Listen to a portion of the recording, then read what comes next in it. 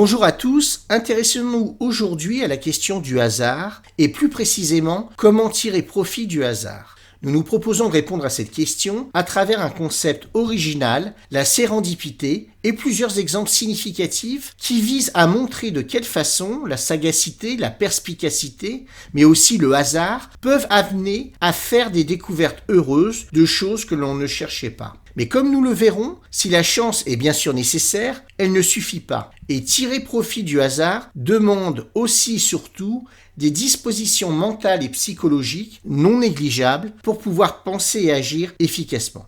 Intéressons-nous dans un premier temps à la question des origines de ce concept. Ce concept, donc la sérendipité, a été popularisé par Daniel Boursier et Peg Van Andel. Venant du mot anglais serendipity, il signifie faire une découverte par hasard alors qu'on est initialement à la recherche d'autre chose. Ce terme a été introduit au XVIIIe siècle par l'anglais Horace Walpole en 1754 qui avait lu « Voyage et aventure des trois princes de Sérendip ». Ce conte persan, écrit par Amir Khosrow, relate les découvertes importantes de trois princes, liées à la fois au hasard, avec des indices en apparence sans rapport avec leur mission, et à leur sagacité, avec finalement des découvertes fondamentales, qui donneront lieu à des récompenses non recherchées, comme des royaumes, des richesses ou des cadeaux.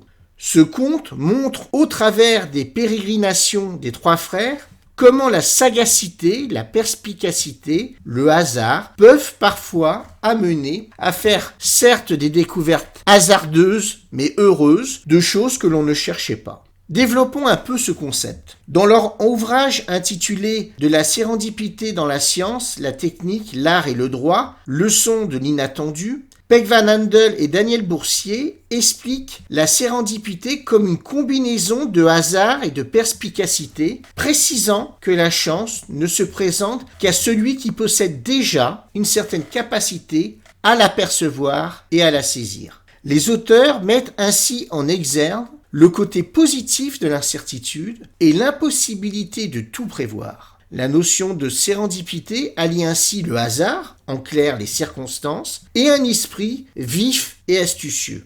Cette notion s'appuie du coup sur la capacité à émettre un éclair intuitif à partir d'un fait nouveau, inattendu, en prenant racine dans le contexte empirique dans lequel le fait se déroule. Le concept de sérendipité vise à rendre compte de découvertes historiques aussi inattendues, au sens contraire aux prévisions, qu'essentielles, à savoir ayant vecteur de signification sociale importante, pouvant par exemple remettre en question des principes dominants de l'époque, en termes de champ de connaissances par exemple. À l'instar de celle de Christophe Colomb, qui sut, en route vers les Indes orientales, finalement tirer profit de circonstances imprévues pour découvrir le continent américain.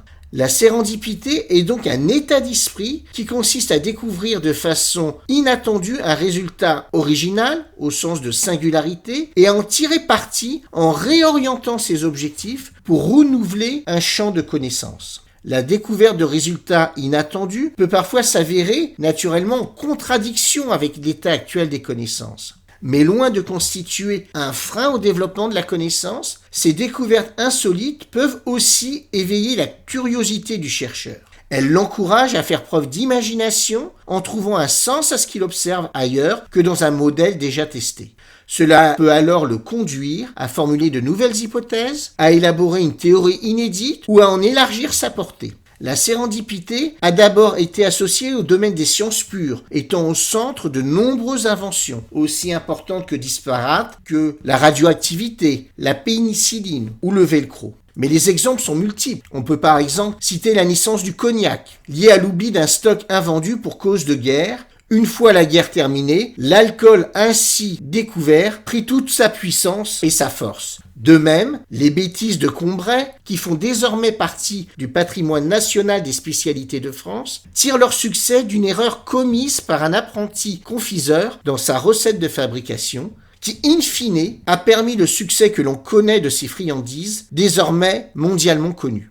Pour qu'un exemple de sérendipité se produise, en clair obtenir de faits incongrus un résultat probant, plusieurs conditions doivent être réunies. Tout d'abord, il faut un accident ou une crise, ou tout au moins un événement impromptu, mais aussi de l'observation, avec une capacité de l'acteur à analyser et à comprendre ce qui se passe. Également de la sagacité, qu'on pourrait qualifier d'intelligence de situation, de capacité de discernement.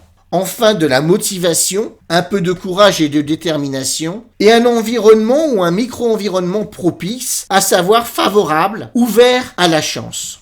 Il faut savoir que l'usage de ce terme dans les sciences sociales est généralement attribué au sociologue Robert Merton, qui dans son ouvrage Éléments de théorie et de méthode sociologique, paru en 1949, définira la sérendipité à travers l'aptitude d'une personne à générer des données inattendues, aberrantes et pourtant capitales, rendant ce type de découverte à la fois surprenante et intéressante. En conclusion, la sérendipité peut donc se voir comme l'observation de faits étonnants, qui semblent contradictoires avec la théorie établie, suivie d'un bon usage de la logique, de la déduction et de l'induction, en vue de proposer des résultats probants et argumentés, avec un sens de l'opportunité assumée, en étant à la frontière des arts et des sciences. De ce fait, la sérendipité ne porte que sur le possible. Elle consiste à tirer de faits étonnants des conjectures qu'il conviendra par la suite d'affiner de discuter dans des travaux ultérieurs. Il faut savoir, par exemple, qu'à l'origine, Christophe Colomb accoste dans l'archipel des Bahamas. Il faudra attendre son 3e voyage pour qu'il découvre finalement dans les faits le continent américain.